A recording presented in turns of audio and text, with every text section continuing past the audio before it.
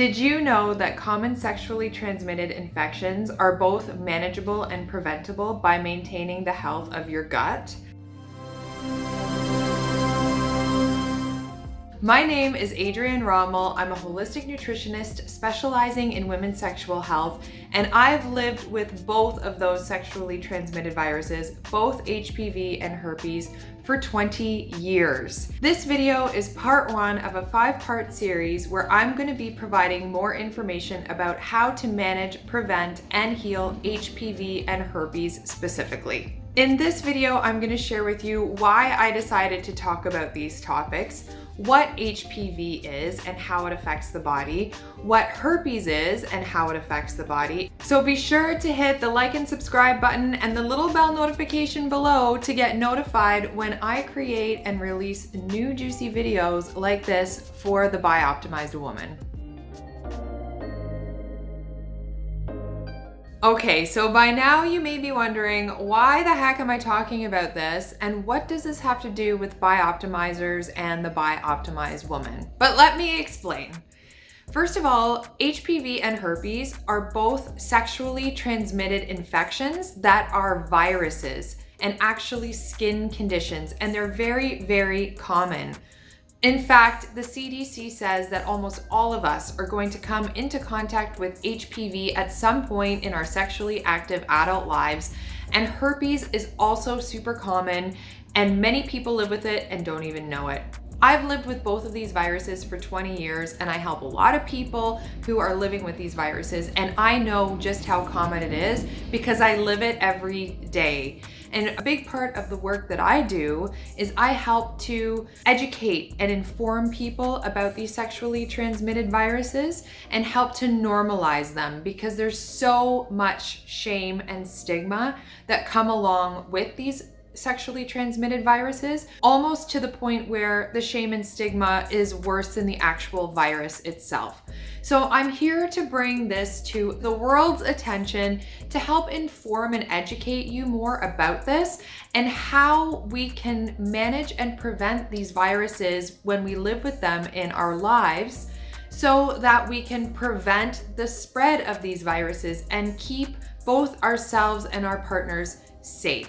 And because these two specific sexually transmitted infections are viruses, they are very much connected to the health of our immune system. And if there's anything that we've learned in the past year, it's the health of our immune system to prevent us from contracting viruses. So if you don't know, the health of our immune system is connected to the health of our gut. And this is why nutrition and wellness practices are so important, and this is where Bioptimizers specifically can help. Bioptimizers has an amazing line of supplements that help to support and promote gut health, like their probiotics, like their B complex, and magnesium. But I'll get more into those specific details when I talk more about my tips on how to manage, prevent, and heal both HPV and herpes in videos as part of this series. Before I get started, I should also probably tell you that I have a little disclaimer. I am a holistic nutritionist. I'm not a doctor. I am telling you this information, I'm sharing this information with you based on my own personal experience, my education, and all the research that I've done as a certified nutritional practitioner or a certified holistic nutritionist, and also based on my experience of the work that I've done with hundreds of people, helping them learn how to manage both HPV and herpes. And if you have any questions or comments at this point in the video, please feel free to comment or post a question below. I would love to hear from you. Let's talk a little bit more about HPV and what it is. HPV stands for the human papilloma virus, and papilloma means small little warts. So it's like very, very small little warts that can be contracted on the skin. It's on the outer skin, as well as the inner linings of the mucosal skin. So like our vaginas, our vulvas, the penis, our anuses, our throats, and our mouths, for example. Those are all areas where we can contract HPV. HPV is technically termed as a sexually transmitted infection. It's one of the most common sexually transmitted infections in the world, and it is in the line of sexually transmitted viruses like herpes, hepatitis A, B, and C, and HIV. HPV can actually develop into cervical cancer in women if it's not detected in time.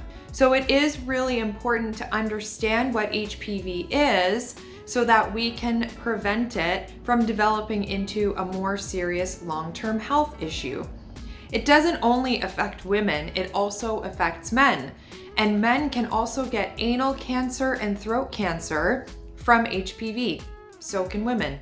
So it's really important to know, get tested regularly to understand whether or not we have HPV so we can learn how to manage it to prevent it from developing into a further serious health issue. There are two types of HPV, a low risk type and a high risk type. The low risk type is something like genital warts, where it causes a little bit more shame and embarrassment and an inconvenience than anything else, and typically doesn't evolve into a more serious health issue. Whereas the high risk kinds, like cervical dysplasia or any kind of HPV in the anus or throat, needs to be monitored so that it doesn't develop into a cervical cancer or any other of the cancers that I mentioned before. And the way that you can commonly test for this is, for women, you can get your annual pap smears. It's so important to get your annual pap smears, ladies. For men, there's no HPV testing. I still can't believe it. It blows my mind. But for women, get your pap smear. Another thing about HPV is that there are over 200 types of HPV viruses, 40 of which are sexually transmitted.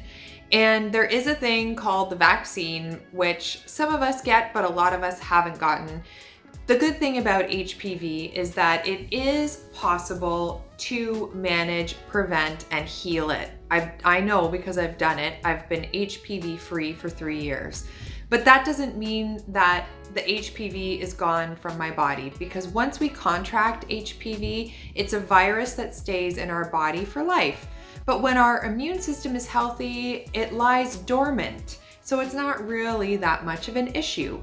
But when our immune system is triggered, like when we're stressed, when we're not eating right, when we're not getting enough sleep, when we're not taking care of ourselves, if we have a big bender of a weekend of partying and drinking, then that's when our immune system is suppressed and the HPV can awaken in the body and come out. So that's why it's really important to understand how the HPV virus works in the body and why it's so important to take really good care of ourselves to manage and prevent and heal the HPV virus so that it doesn't develop into any further long-term serious health issues. Okay, now I want to talk about herpes, which is another one of the most common sexually transmitted viruses in the world. Herpes and HPV, like I mentioned about HPV already, are viruses of the skin. And herpes causes cold sore-like blisters on the skin of the mucosal membranes as well. So around the mouth, in the nose, it can also be in the eyes, on the genitals, on the anus. And sometimes it can spread to other parts of the body, but that's really rare. It's usually on the mucosal linings. With herpes, there are two different types, HSV1 and HSV2. HSV2 is typically mostly genitally. It's rarely orally. So HSV2 is primarily down here. That's the one that I have. HSV1 can be both down there and around your mouth and on your face. Some facts about herpes is that 1 out of 4 people live with HSV1 and 1 out of 6 people live with HSV2. So if you're in a group, if you're in a room with 6 people, probably at least one of those people has HSV2. Now, you can see just how common it is, but these are statistics of people that know about it. What makes these viruses, both HPV and herpes, a big mystery is that quite often they are both asymptomatic. And there aren't really regular testing for both of these viruses, which is another topic that I can go on a rant about, but I won't. I need to let you know that herpes specifically is not on a normal STI panel. So when you go to your doctor and you ask for an STD or an STI test, herpes is not included on that unless you specifically ask for it. There are lots of different reasons why. One of the reasons being because the results aren't really that accurate and they're actually just testing for the antibodies in your body, unless you have an active sore that they can swab. So when you get your STI checks, if you get them done regularly, which I encourage you to do, I would definitely suggest that you ask for a herpes test, because a lot of people who have herpes don't even know it. And because there's so much shame and stigma around these two viruses, it still is so stigmatized. The shame and stigma causes even more shame and stigma when so many of us have it and don't even know it. Herpes outbreaks, what are they? How do they work in the body? So a herpes outbreak, either if you get a cold sore or you get them genitally, looks like a cold sore. It is a blister or a small cluster of little blisters, and often they're quite painful. They can be itchy, they're really sore, and they last about 1 to 2 weeks depending on your method of treatment. Also depending on your overall health, the health of your immune system, how good you're taking care of yourself, the health of your gut as well, especially. So when we get these herpes outbreaks or these cold sores, they typically last about 1 to 2 weeks and they go away when you take the antiviral medication. Very easy to take. The only thing is that these sores can be very uncomfortable and you can't kiss or be sexually active with anybody, because that's when they are the most transmissible. The rates of transmission when you have an active sore, that's when you're going to contract the virus. The herpes virus is commonly transmitted via skin-to-skin contact, can very rarely be contracted by surfaces, because the herpes virus, once it leaves the body, it can't survive for very long on a surface. So it's mostly contracted via skin-to-skin contact. It's the same thing with HPV. For those of us who live with herpes, sometimes we get one outbreak, sometimes we don't get any outbreaks, sometimes we get multiple outbreaks. And again, this is why the health of your immune system is so important to understand when we live with herpes as well as HPV, so that we can learn how to manage and prevent these viruses from recurring and keep coming up. If you're experiencing recurring herpes outbreaks, for example, you can learn how to manage your outbreaks by getting a hold on your overall health, but specifically your gut health, to support the health of your immune system. Also important to make sure that we're taking care of the health of our nervous system, which is also connected to the health of our gut. Because oftentimes what happens is when we're really stressed, or when we're run down, or when we're overworked, overtired, going through a breakup, something emotional, catastrophic, chaotic stress, that's when the herpes virus will cause an outbreak. The quality of your life is determined by the quality of your health. If you live with HPV or herpes or both, just like I do, I just want to let you know that you are not alone. There are so many people living with both of these viruses, or either or as well.